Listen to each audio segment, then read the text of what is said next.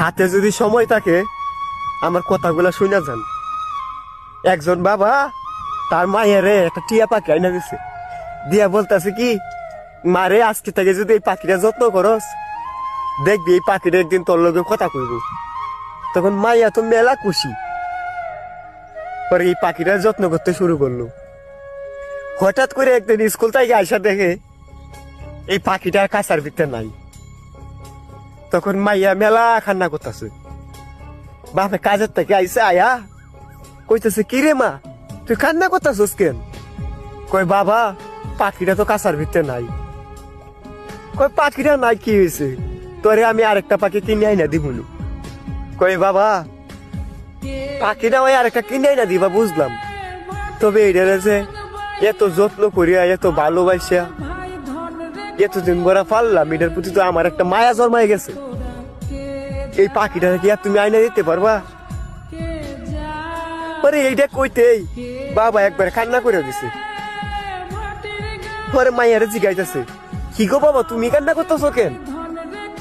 কই মা রে তোরে এইটা বুঝানোর জন্যই আমি টিয়া পাখিটা আইনা দিছি। পরে কইতেছে কি, কই আমি তো কিছুই বুঝলাম না। কই মা দেখ, মাত্র 2-3 মাস এই পাখিটারে তুই যত্ন করছস, এই পাখিটার প্রতি তোর যত্ন ভালোবাসা মায়া জন্মায় গেছে, কিন্তু আমরা যে তোরে এই ছোট বেলাস থাকিয়া এতটা বড় করলাম, নিজে না খাইয়া তোরে খাওয়াইলাম, নিজে না পুড়ে তোরে পড়াইলাম।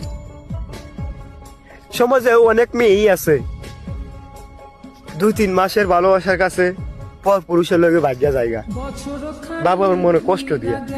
তখন যে একটা বাবা মার কতটুকু কষ্ট এটা একমাত্র তারা বাবা মারাই জানে। তখন মায়ের বুঝতে বাকি রইল না, বাপ পেরে জড়ায় ধরিয়া হাও মাও করে কান্না করা শুরু করছে। তখন বাপে কইতাছে, মা আমি তোর এটা বুঝানোর জন্য টিয়া পাখি রাঞ্জে দিছি, তুই কষ্ট পাইস না মা, আর ভুলেও কোনোদিন দেখিস আমরা মনে এইভাবে কষ্ট দিস না। তুই মাইয়া হয়ে জন্ম নিছস, তোরে চাইলেও আমি ঘরের ভিতরে রাখতে পারবো না, তুই চাইলেও আমার বাড়িতে থাকতে পারবি না, এটা বিধির লিখা, তোরে পর পুরুষের সাথে বিয়া দিতে হইব। তাই মা কোনোদিনও এই কামরা করিস না। সমাজে অধিকাংশ মেয়ে এই আছে এই 2-3 মাস একটা ছেড়ার সাথে কথা কইয়া বাবা মার মনে কষ্ট দিয়া ভাগ্যা জায়গা। তখন যে একটা বাবা মার কতটুকু কষ্ট হয় তা তোরে বুঝায় কইতে পারবো না।